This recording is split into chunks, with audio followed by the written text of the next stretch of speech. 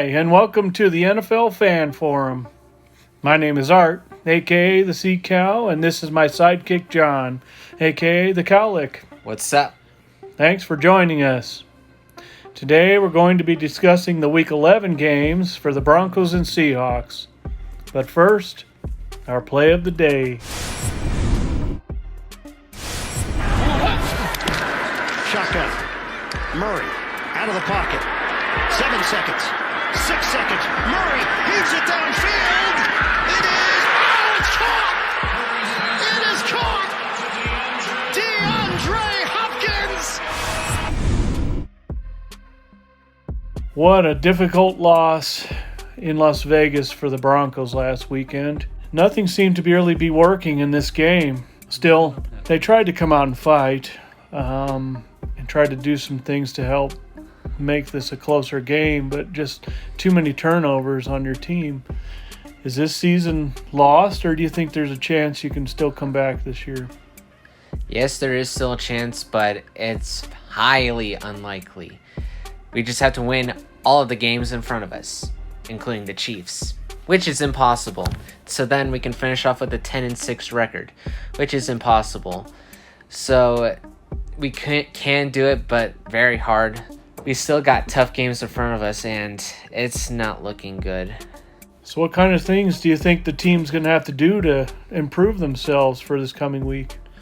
First of all, Drew Lock has to throw no interceptions. I said this last time before the Raiders game. Lock has to be perfect and throw no interceptions. He was not perfect. He threw 4 interceptions the whole game. 4 interceptions. I can't even imagine that. So if he throws more than 4 interceptions in this game, that's a good idea that we might have to draft a QB in the 2021 NFL draft, or we might have to look up to Brett Rippon, or unless he turns this whole ship around and starts playing really good. But so far, I don't see that at the moment. Another thing that's been noticeable is several questionable moves by the coaching staff and also game management problems. Do you think there's an issue with Coach Vic Fangio right now? Yes, there have been big issues. There have been a ton of questionable decisions by Vic Fangio. There have been times where he doesn't call timeout. There have been times where he calls timeout at the wrong time. There have been play calls made for unknown reasons. And Vic Fangio's career is on the line with us. He might get fired at the end of the season. And same with Pat Shurmur. He might get fired at the end of the season. Ed Donatell, not really, because he's a really good defensive coach, so I don't see him getting fired. But John Elway, our GM, he might get fired. We might have a lot of coaching fires and GM firings. So we might have to brace ourselves for that, because the season is not looking too well, and Vic Fangio's career is really on the line right now. The Broncos' opponent this week is a very hot Miami Dolphins team. Even though they benched Ryan Fitzpatrick, rookie Tua Tagovailoa is undefeated coming into this game. How do you think he's going to do against you guys? Very well. Let's just say that, because if they can beat the Rams, they can beat the Cardinals, and if they can beat the 49ers, then we might get pummeled in this game. I think we might get pummeled in this game because of all the embarrassing plays that we've made, all of the embarrassing interceptions Drew Lock has thrown, and our whole team. It's embarrassing. Aside from the defense, it actually has done some good, but it's our offense that's just really struggling. Our offense has so much talent, and the quarterback position is just the only question, and the offensive line. So we might have to go quarterback this time, because Drew Lock still seems to be throwing interceptions every single game. So, yeah, I think Miami is going to be very hot on us, even in Denver. As we talked about, quarterback Drew Lock hasn't been looking very crisp lately, and it looks like he got injured during the Raiders game. I was expecting Brett Rippon to possibly come in, but he never did. Do you think that Drew Lock is going to play this weekend? Surprisingly, I don't know, because everybody was talking about the rib injury he had on Sunday, and it actually might be worse than we thought it was. So he might not play. But if he doesn't play, that gives a chance for Brett Rippon to shine. And if he shines and doesn't throw a single interception the whole game, then we might have to go with him for the rest of the season, because Drew Lock is so far not looking too well. If Drew Lock does end up playing, we can put him in. But if he throws like 2 interceptions in the game, that's an idea that we need to bench Lock and get Brett Rippon out there. Get somebody out there to make plays and turn this whole offense around, so that way we can actually start having a good offense for once. One area of concern has been the running game. Last weekend, Melvin Gordon had an okay game against the Raiders, but Phillip Lindsay was like non-existent with only 4 carries. Is there a reason that the Broncos are abandoning the run? Yes. Bad play calls. They're choosing Gordon over Lindsay. Gordon, don't get me wrong, he's a good back, but he hasn't been playing well, is the thing. I haven't seen any good plays from him from the whole Raiders game. I did see him run like 10 yards or something, but that's not enough. We need like big gains, like against the Chargers, like what Phillip Lindsay did.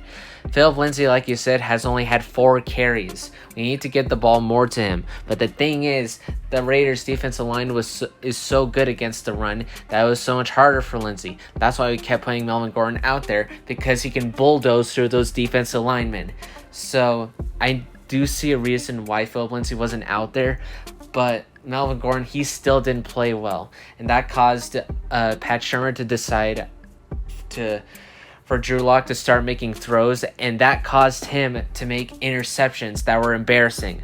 And all 4 of those interceptions were embarrassing. The Broncos wide receivers with Tim Patrick and Jerry Jeudy are doing pretty well, and so is tight end Noah Fant, as long as Drew Lock can accurately get them the passes.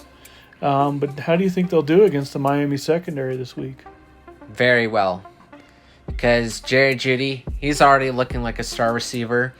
He's running great routes. He's getting open. He's making catches. He's making plays. He's looking good. Tim Patrick, he's also looking good. Undrafted free agent, and he's looking super good. He just has to not let his temper flare up and get ejected from games. Then don't sleep on KJ Hamler.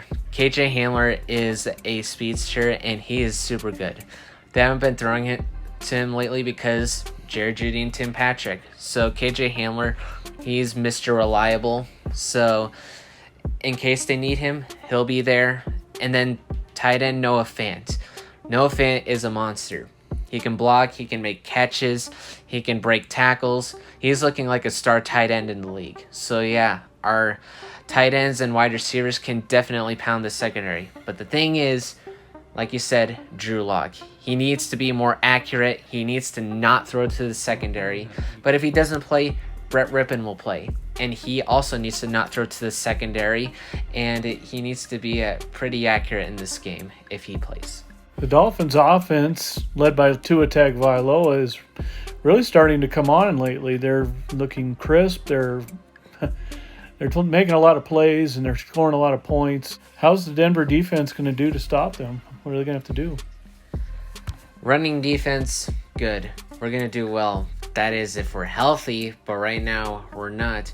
Even though we have Bradley Chubb and Draymond Jones out there, we also have backup Deshaun Williams and Super Bowl 50 champion Sylvester Williams out there. That's not going to be enough. We need Shelby Harris, Jarrell Casey, Von Miller, and Mike Purcell back out there. But they're not back out there, so we might do well, but we also might not do well. And our secondary is not looking too hot. So I don't know about the passing defense, but I know that the running defense will at least do some damage. But the passing defense has to really, really step up if they want to be competitive in this game. So let's move on to the predictions for this game. Looking at how hot the Dolphins' offense is and how well the defense is playing, this is going to be a very tough game for the Broncos. I really have a feeling this is going to be a tough game, especially with the inconsistency of the Broncos' offense and defense right now with the injuries and the plays. So what I'm seeing is probably a 30-17 loss unfortunately, but that's what I see. What do you think? I have us losing 30-10. And I think that's a pretty accurate score because we played badly against the Raiders.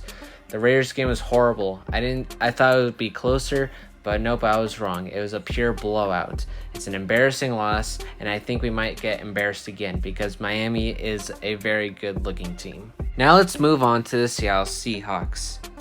Last Sunday, the Seahawks couldn't seem to put things together in a disappointing 23-16 loss to the rival Rams. QB Russell Wilson had 3 more turnovers that proved costly in the loss. How is the team looking right now going into a short week? Well, to be honest, they're really looking pretty flat right now. Last weekend's game was just a debacle in a lot of ways. They couldn't get anything going on offense. A credit to the Rams defense at home. But Russell Wilson is really starting to worry me all of a sudden with the turnovers, and it's not a good sign going into the further stretch of the season to try to get into the playoff positioning. We've gone from first seed all the way down to 7th seed in the last 2 weeks, and that just shows how competitive the NFC is. And when you're starting to fall in games like this is a bad time to have your team playing so badly. So the defense actually looked okay. A couple of drives looked terrible. Again, health is going to be important. We need to get some players back, especially Shaquille Griffin and Quentin Dunbar. But still, there's just so many things that need to improve on this team right now. Right now, they're not looking like a great playoff team. The Arizona Cardinals are coming to town, and they are playing inspiring football, especially with the Hail Mary touchdown victory against the Buffalo Bills. QB Kyler Murray goes up against QB Russell Wilson for a second time. Who will play better in this game? This is going to be interesting because I'd like to say that Russell Wilson's going to bounce back. But again, we don't know. It's so quick of a turnaround. Is he going to really put it back behind him, all this stuff? Usually he can, but last time he played Arizona, he threw 3 interceptions in that game. So, again, I'm not sure on this one. I do know one thing. He's going to need more protection in this game to be able to compete hard against the Cardinal defense this time. They're going to come with lots of blitzes this time. As for Kyler Murray, he's just playing really great football right now. And with our secondary banged up, I'd have to say that Kyler Murray's probably going to play better this game. The running back situation is still up in the air. Who starts for the Seahawks on Thursday? From the injury report and from what Coach Pete Carroll is saying, looks like Carlos Hyde has a good chance of playing, and maybe even Chris Carson might play. That'd be really great news. It's just a matter that we don't want him to get re-injured on the hamstring and the foot. That'd be just devastating for us this season. We really can see a difference without the running game. Russell Wilson is really pressing the game. He really is trying too much, and he really needs a calming presence, like a really hard running game. And if we can get Carlos Hyde and Chris Carson back, that'd be such a great lift for the team. And I think they will play this week. DK Metcalf was very quiet against Jalen Ramsey. Can he and the other receivers turn it around against the Cardinals secondary? I think they can. Last time we played them, there was a lot of plays made, especially by Tyler Lockett, who had 200 yards. Again, this is just going to be a really good offensive opportunity for Russell Wilson to get right. And if he can just pick his mood up and get himself motivated for this game, I think he'll find some open receivers. I really do. Although the Cardinals secondary is decent. DK Metcalf is looking to really explode, so I would hope that he would get a bunch of passes thrown his way this game. So I'm looking for a high passing effort this time, and so I think they will play well this week. The defense is playing better, but not getting any turnovers. How does the unit look for this game on Thursday night? It's playing better. It really is, even despite the injuries with the secondary. But yeah, the turnover deficiency right now in the last 2 weeks is incredible. We've not gotten any on our side, and we've given up 7 in the last 2 games. So yeah, we're not going to win many games this way, and that's crazy. But yeah, this game has an opportunity to get a turnover or 2, and we're going to need some because the Arizona offense is playing really well right now. The defense needs all the help it can get, and with Kyler Murray scrambling around, yeah, it's going to be a nightmare for the team. Try to corral this guy. Jordan Brooks is going to have to do his job, and so is Jamal Adams trying to get to Kyler Murray. And then, of course, the secondary with Quandre Diggs leading the way. They're just going to have to find a way to cover the receivers the best they can and hope to rattle Kyler Murray into a possible turnover or 2. But they are playing decent right now, and I just hope they keep improving because we're going to need it down the stretch. So let's move on to the predictions for this game. Looking at it, if Russell Wilson keeps playing like this as he did against the Rams, he's going to lose this game 24-21. But if he plays well, I see the Seahawks winning 30-20. What do you see? There is something to what you say. Like the last time we played the Cardinals, we gave up 3 turnovers, and they capitalized on them.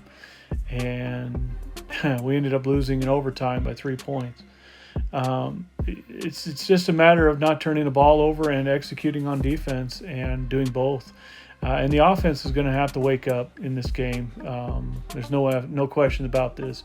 Kyler Murray's offense is playing very well, and so yeah, I'm looking at it and I'm thinking that if Russell doesn't turn the ball over and he has a bounce back game, I think we can light him up pretty good. And I'm thinking it's going to be a high scoring game, like a 35-31 game Seahawks victory. Well, that'll do it for our show today. Be sure to tell us what you think in the comments section below. And be sure to destroy that like button. Subscribe to our channel and click the notification bell so you'll be notified when we post a new video. Thanks for tuning in today. This is Art. And John. Signing off.